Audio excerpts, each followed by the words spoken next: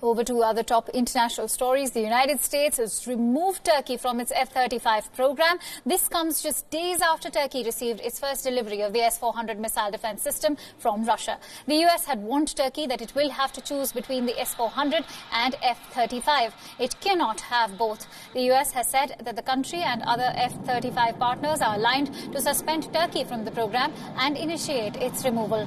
They are concerned that the S-400 could be used to gather data on the capabilities of the F-35.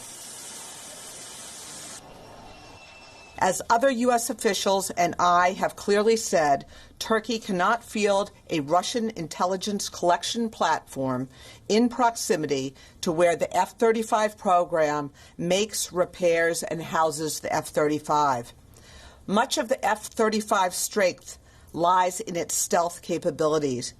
So the ability to detect those capabilities would jeopardize the long-term security of the F-35 program.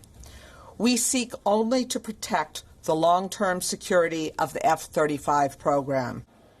White House said that the U.S. had made several offers of its own Patriot missile defense system to Turkey, but Turkey did not budge. The White House said that Turkey has gone against its commitment to NATO by purchasing a Russian system. Hence, it will no longer be fully part of the alliance's air defenses. Not just that, Turkey may also face economic sanctions under the Countering America's Adversaries Through Sanctions Act, or CAATSA, of 2017. Turkey's purchase of the S-400 is inconsistent with its commitments to NATO and will have detrimental impact on Turkish interoperability with the alliance. Regardless of Turkey's decision to proceed with the procurement of the Russian system, the F-35 international partnership is strong and resilient. While the U.S. has said that it continues to value its relationship with Turkey and will continue to honor its commitment to ensure the safety of its NATO ally. The Turkish Foreign Ministry has reacted to this big development. It says that Turkey's removal from the F-35 fighter jet program is not based on a legitimate reason and does not suit ally spirit. The ministry also warned the U.S. that this move harms strategic ties between the two NATO allies. Remember, Turkey had agreed to purchase 100 F-35s from U.S. It also brokered a $2.5 billion S-400 deal with Russia in 2017. Pentagon had planned to halt the training of Turkish pilots on F-35 as Turkey prepared to receive its first shipment from Russia.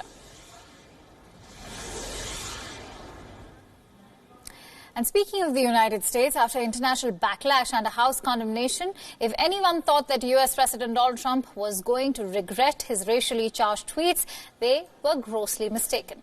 Trump was departing the White House when he stopped for an interaction with the media. Listen to what the president had to say. No, if people want to leave our country, they can. If they don't want to love our country, if they don't want to fight for our country, they can. I'll never change on that, no. I do think I'm winning the political fight. I think I'm winning it by a lot.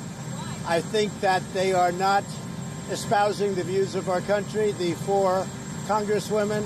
I think that they've said horrible things that the press doesn't cover. I think you should try covering it. When you look at some of the things they said, they're unthinkable. If somebody else or me or anybody else said things like that, it would be historic. So you ought to look at some of the horrible statements, because there's never been statements like that. Now, many political commentators in the U.S. have called out Trump's tweets as his strategy for the presidential elections, which are due next year. So what is this bizarre strategy from the president? Reports suggest that Trump wants to paint a picture where the four congresswomen of color, Ocasio-Cortez, Ilhan Omar, Rashida Tlaib and Ayanna Pressley, became the face of the Democratic Party. Being fresh faces in the U.S. legislature, Trump is banking on portraying them as extreme left elements in the country, and by picking on them one by one. The tactic, of course, is reminiscent of Trump's campaign in 2016 when he promised to ban the entry of Muslims into the country. Meanwhile, the U.S. Congress blocked a move by Texas lawmaker Al Green to initiate impeachment proceedings against Trump. The impeachment was on account of Trump bringing quote-unquote disgrace to the presidency through his racist tweets. But the motion was defeated as 137 Democrats joined the Republican lawmakers in opposing it. The split vote by the Democrats followed House Speaker Nancy Pelosi's call to let investigations against the president play out before an impeachment is attempted.